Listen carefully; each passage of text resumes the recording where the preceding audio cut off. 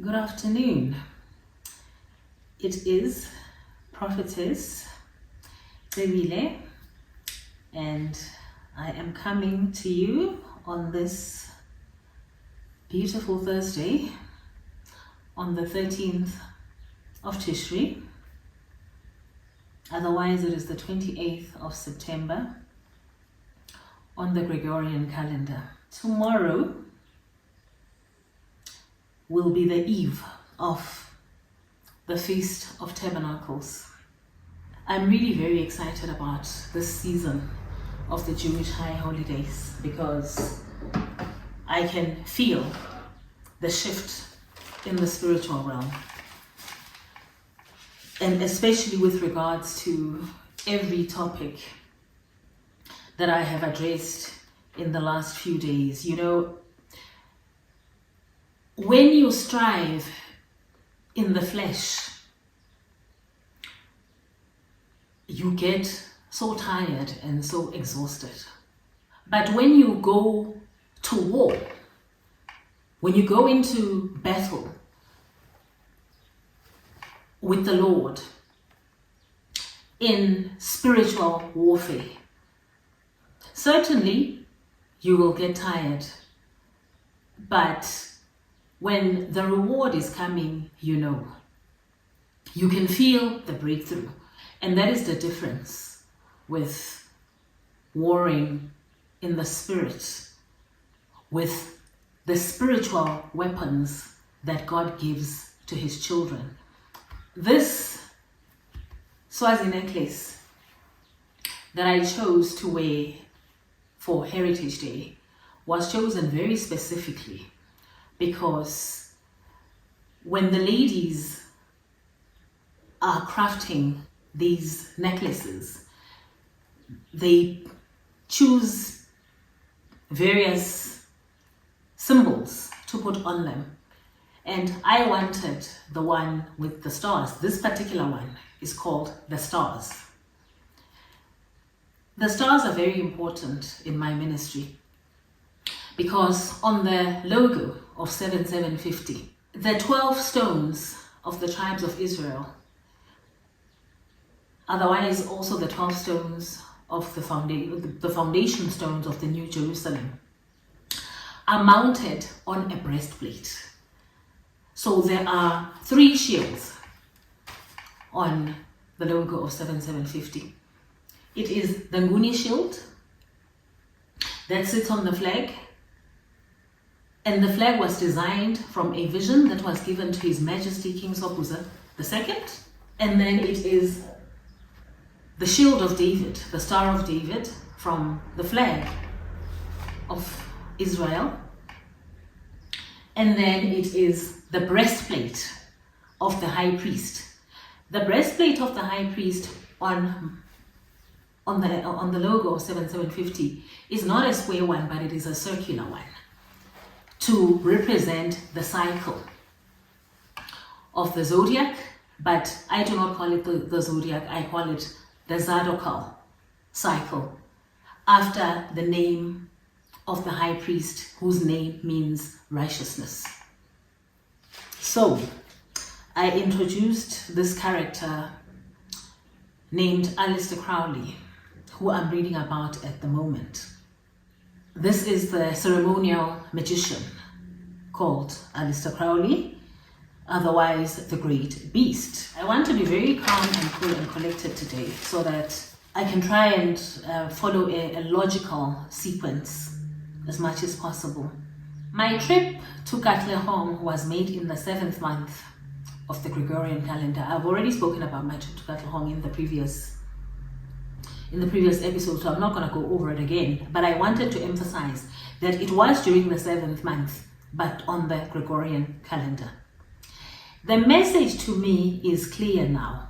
In order for certain thrones to continue to stand, there are blood altars as well as sacrificial altars that require worship to the gods of the people occupying those thrones. These are ancient thrones and altars. They are part of the system of the great beast and the great whore that is spoken of or that are spoken of in the book of Revelation. This morning, because it seemed that it was a little bit cold, I pulled out a leopard print dress, which I call a sex kitten uniform, that many women have been clothed in for sex rituals with men of power. Now, in the book of 2 Timothy, chapter 3, the Bible talks of difficult times that will come because of godlessness. In other versions, it talks about the characteristics of the people in the last days, calling it perilous times and perilous men. One version says opposition. So the chapter is titled Opposition in the Last Days. But remember what I said the other day about the nets that were on my head. The reason I was given nets for my head was because I couldn't put the collar on because of my braids.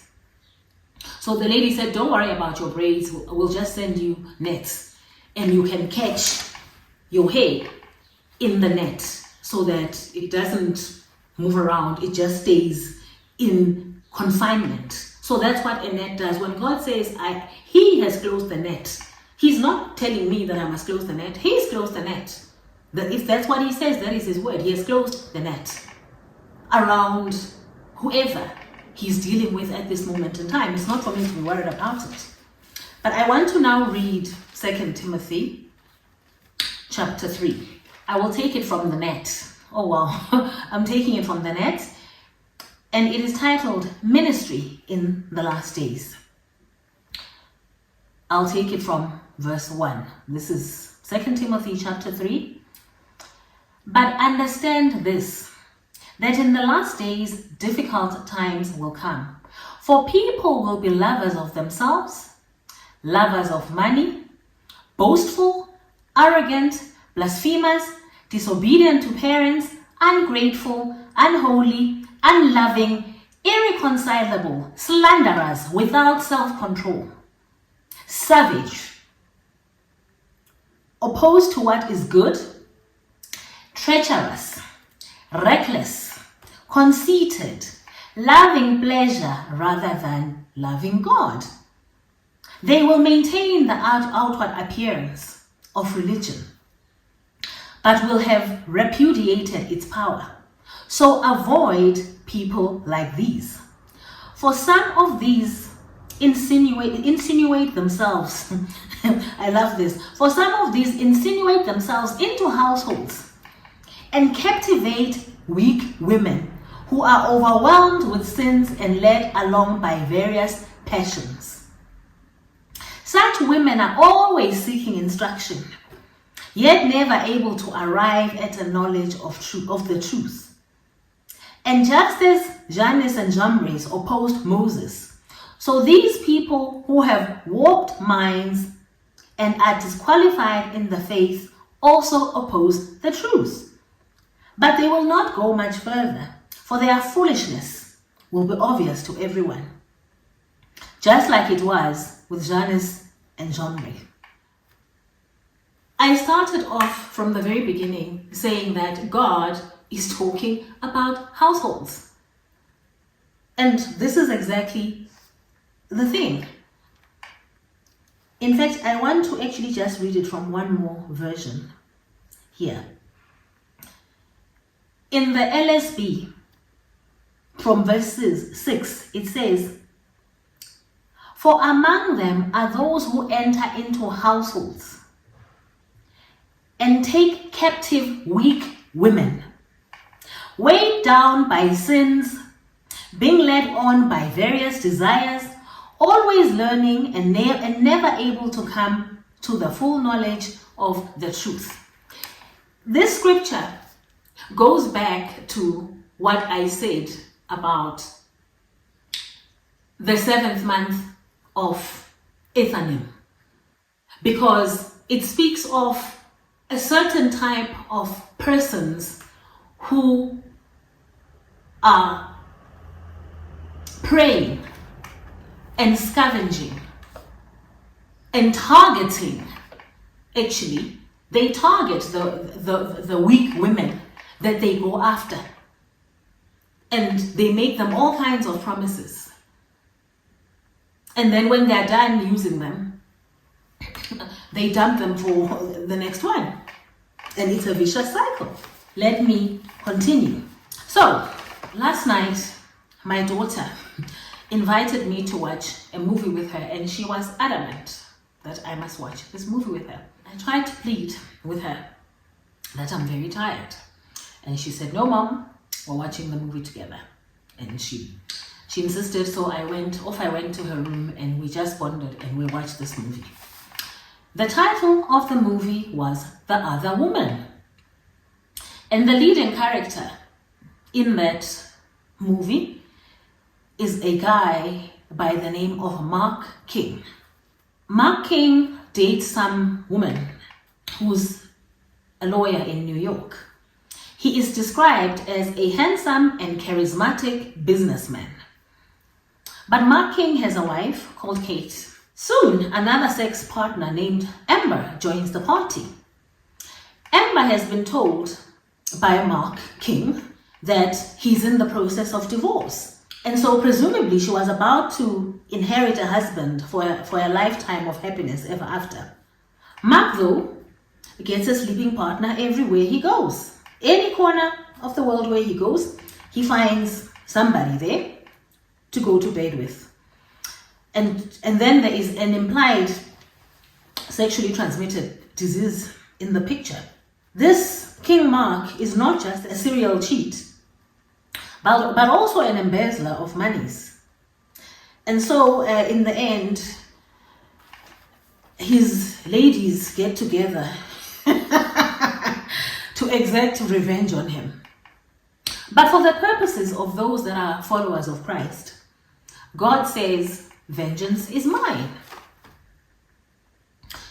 And as for me, name any number of sex kings God has named with them. I'm talking about the ones that I have dreamt of. R. Kelly, I dreamt of him at least 3 times. And he's in jail. Jeffrey Epstein, it's all over with him, he's not even here anymore. Prince Andrew, the Duke of York. There's a new documentary every day about how much his shocking scandal or scandals have negatively impacted the monarchy and weakened it. Now, it is kingdom protocol to allow the devil to go first. In other words, if there's a Judas that is set up to betray you, that is exactly what he comes to do. And that's why in the Bible, Jesus even says to Judas, whatever it is that you're going to do, do it quickly. It's kingdom protocol. That's why even with Joseph, he went through that excruciating betrayal before he could fulfill his destiny. I want to say this. There has been great evil of sex magic rituals conducted and dedicated to strange altars that have been going on all over the place, all over the world. And in fact, I have a book titled Sex, Lies and Dirty Money that is written by Ian Halperin. And in it, he describes the places and venues where the likes of Prince Andrew and Jeffrey Epstein would go to conduct these rituals. I just call them sex magic rituals because that is what they are called in the book that I am reading about the life of Aleister Crowley as a ceremonial magician. But I actually just want to read the description of Aleister Crowley that is on the internet, because it's very important to understand what he set out to do. And it says, Aleister Crowley, born Edward Alexander Crowley, 12th October 1875 to 1 December 1947, was an English occultist, philosopher, ceremonial magician, poet, painter, novelist, and mountaineer. He founded the religion of Thelema, identifying himself as the prophet entrusted with guiding humanity into the Aeon of Horus in the early 20th century. A prolific writer, he published widely over the course of his life. Somewhere, if you continue reading there, you'll see that it says he was born to a wealthy family in Royal Leamington Spa, Warwickshire. Crowley rejected his parents' fundamentalist Christian Plymouth Brethren faith to pursue an interest in Western esotericism. He was educated at Trinity College, blah, blah, blah. I'm not interested in that. Some biographers allege that here he was recruited into a British intelligence agency, further suggesting that he remained a spy throughout his life. And then it talks about him joining the esoteric Hermetic Order of the Golden Dawn, where he was trained in ceremonial magic. Okay, that's fine. Then he started studying Hindu and Buddhist practices in India. He married Rose Edith Kelly, and then later on he claimed to have been contacted by a supernatural entity named Iwas, who provided him with the Book of the Law, a sacred text that served as the basis for Thelema. Announcing the start of the Aeon of Horus, the book declared that its followers should do what thou wilt and seek to align themselves with their true will through the practice of magic. Right. Wonderful. So, Aleister Crowley was very much a prophet of what he came here to do. And so his influence has permeated everywhere. It is in politics, it's in religion, it's in the entertainment industry in particular. And remember now, I said something about how in the Charlie Wade novel, there was a statement that was made that almost all celebrities believe in some Buddhist sutra or Buddhism practices. Right. So now, on the weekend of the 6th of August, 2023, I had to get 3 women to pray for me as I lay freezing to the bone in my bed. I couldn't get out of the bed. I was literally freezing to death. I was dying. One of them told me to fast and pray the Psalms for 10 days. There is a lot of occult magic in the Chinese novel of the charismatic son-in-law, who is called Charlie Wade. I wondered at the beginning when I was reading this book as to whether it really was the Lord who was directing me to it. And as a result, I have prayed, and I pray every time before I open it because I don't want to find myself opening the wrong thing. But now, lo and behold, there is something that Charlie Wade does when he forms magic weapons, and one of them is called a thunderbolt lightning, and it is a magic weapon. And Charlie Wade is referred to as a phoenix and a dragon. This movie that my daughter and I said we must watch yesterday, about Mark King, what was it called? The Other Woman, yes. In that movie, the wife of Mark King talks about travels to China and Feng Shui. Yes. So this is part of their belief system in their household. And when I saw that, I realized that God was still confirming to me that I should be reading this book of Charlie Wade. That dream that I had of being with Sarah Ferguson and her daughters was on the 23rd of March 2023, straight after the spring equinox. So there is something about these equinoxes. So I thought, let me check for the word thunderbolt in the book that I have that is written by Aleister Crowley. I am not in the habit of reading such books.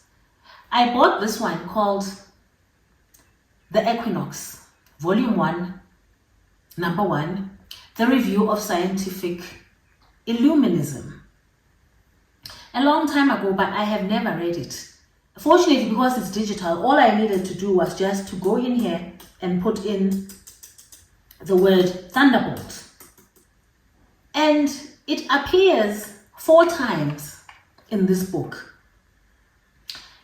And it says thunderbolt, the dragon. That's the one chapter. And then I realized, oh my God.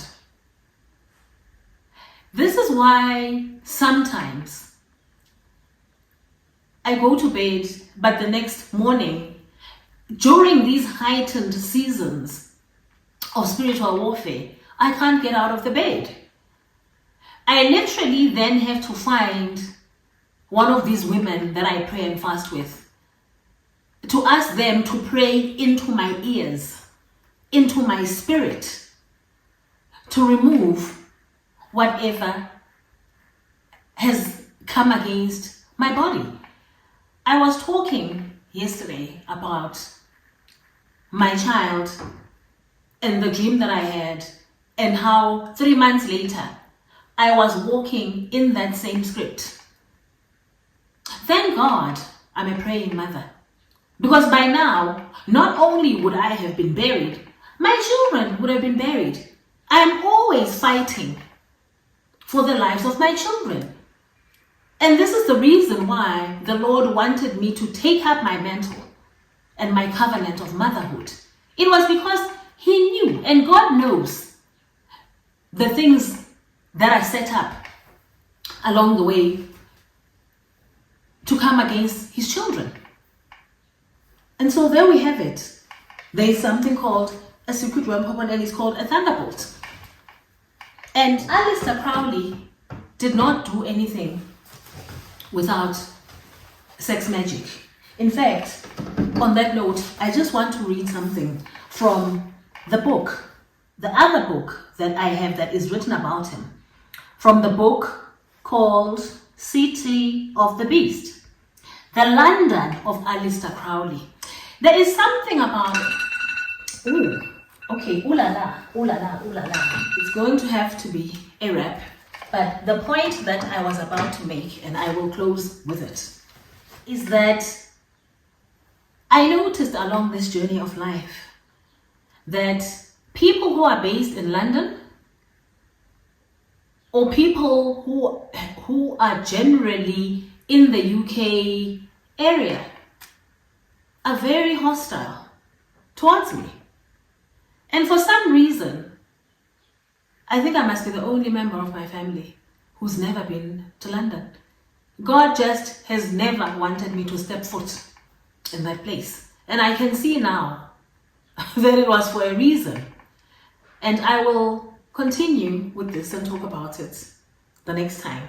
For today, it's a wrap. Thank you so much.